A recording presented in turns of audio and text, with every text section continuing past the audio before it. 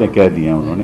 पहले तो उन्होंने कहा है कि भाई आपके घर से जो पानी की टूटियां हैं वो ले जाएगा इंडिया अलायंस अगर सत्ता में आया, और अगर घर की बिजली है तो बिजली काट दी जाएगी, और जो बैंक में अगर पैसा है तो वो पैसा भी किसी और को दिया जाएगा। तो और साथ में उन्होंने ये कहा कि अगर आपने गुलामी करनी है, इंडिया अलायंस ने गुलामी वोट बैंक की करनी है तो जाओ गुलामी करो वोट बैंक की, और अगर मुजरा करना है तो जाओ वोट बैंक का मुजरा करो। तो मैं क्या कहूँ इसके बारे में। कोई भी नेता को कोई भी बात करना, मतलब कि अगर मैं आपत्ति भी दिखाना चाहूँ कि आपको ऐसा नहीं कहना चाहिए, वो भी अपने आप में अच्छा नहीं लगता, क्योंकि वो इस पद पे बैठे हुए हैं जिसकी एक अपनी गरिमा है, और उनका जो स्टेटस है वो पद से जुड़ा हुआ है।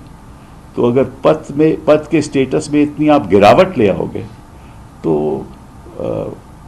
प्रधानमंत्री की बातों पे, अब देखिए आप सोशल मीडिया पे देखिए किस तरह से आलोचना हो रही है, और जब आप मुजरे की बात करते हो तो एक महिलाओं का भी अपमान है। बाकी तो अलग बात छोड़ो, आप कहना क्या चाहते हो?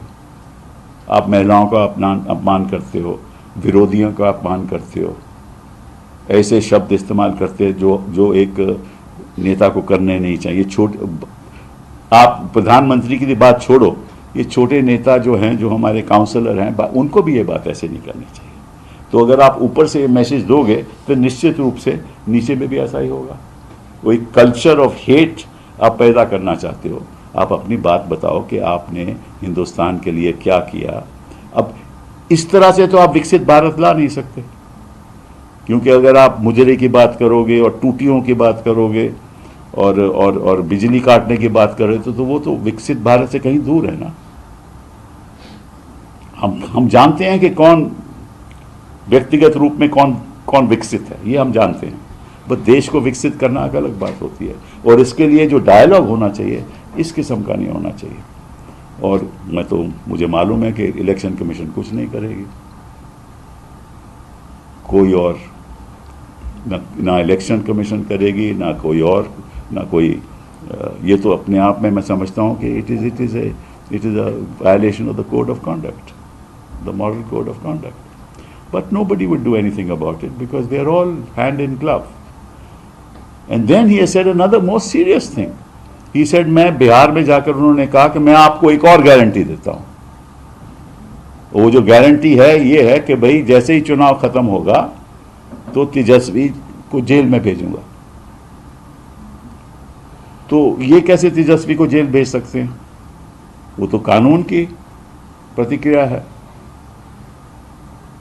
ये कैसे भेज सकते हैं? इसका मतलब कानून इनके इशारे से चलता है, क्योंकि इनको पता है कि जैसे ही चुनाव खत्म होगा इनको जेल जाना पड़ेगा।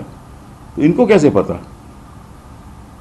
तो अगर इन्वेस्टिगेटिंग एजेंसीज इनके इशारे, जो मैं कितने दिनों से कह रहा हूं, चाहे वो पीएमएलए हो चाहे कोई और इन्वेस्टिगेटिंग, इनके इशारे से चलता है। तो ये तो आज साबित हो गया, इनकी कन्फेशन हो गई कि मैं इशारा दूंगा तो आपको गिरफ्तार किया जाएगा। तो ये हमारी जो लोकतंत्र की व्यवस्था है, ये किस स्तर तक इसमें गिरावट आ चुकी है। और अगर आप सब चुप रहोगे, आपके चैनल्स चुप रहेंगे, देश की जनता चुप रहेगी, नागरिक चुप रहेंगे,